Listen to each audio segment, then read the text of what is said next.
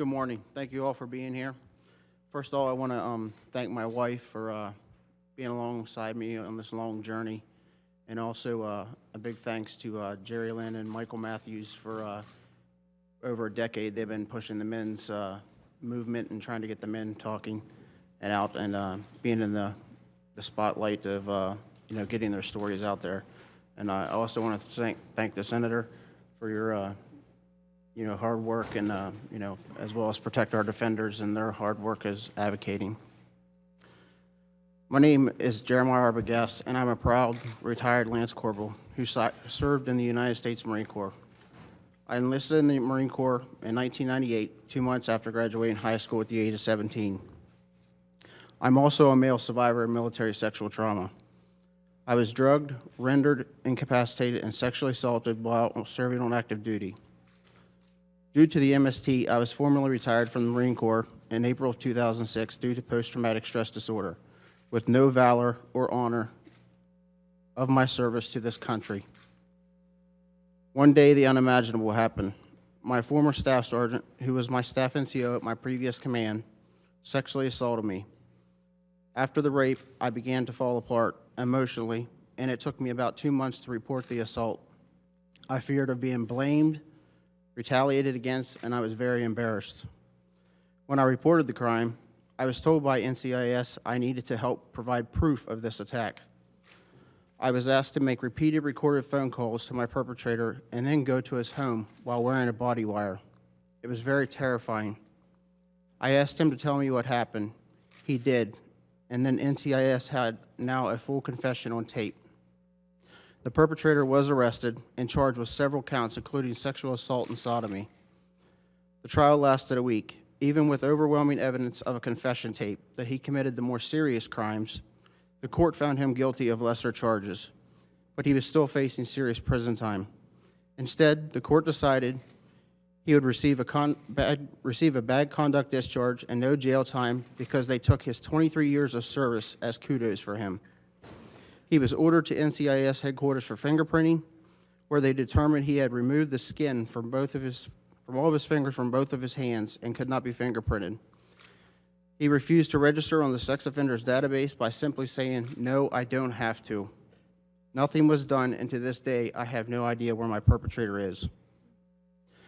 It took several months to discharge him. During the time, he remained in service. He continued to torment me. Eventually, this predator walked off base, a free man, into someone's neighborhood. Survivors and their families suffer while predators roam free inside the military or are discharged out into our neighborhoods to keep committing these heinous crimes.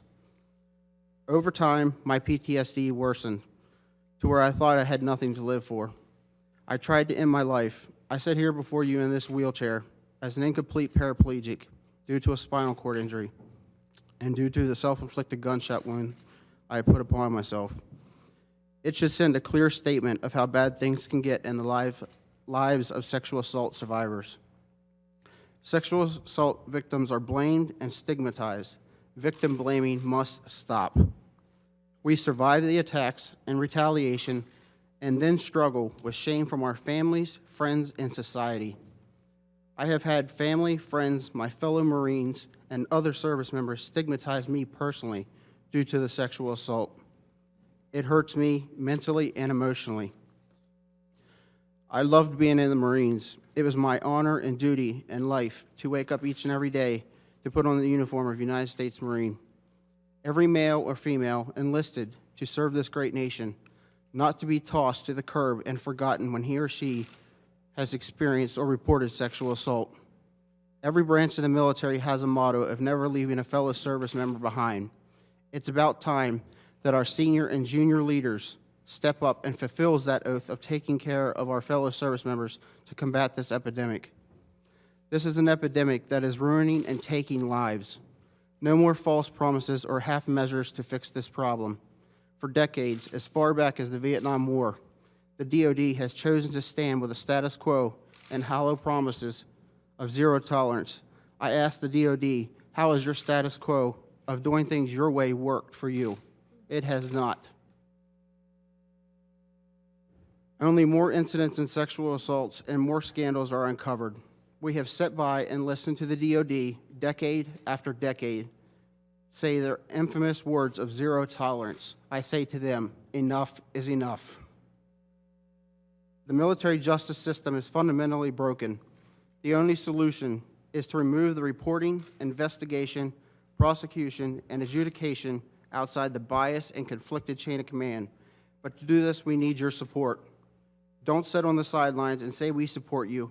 Get up and demand change by joining us in combating sexual assault in the military.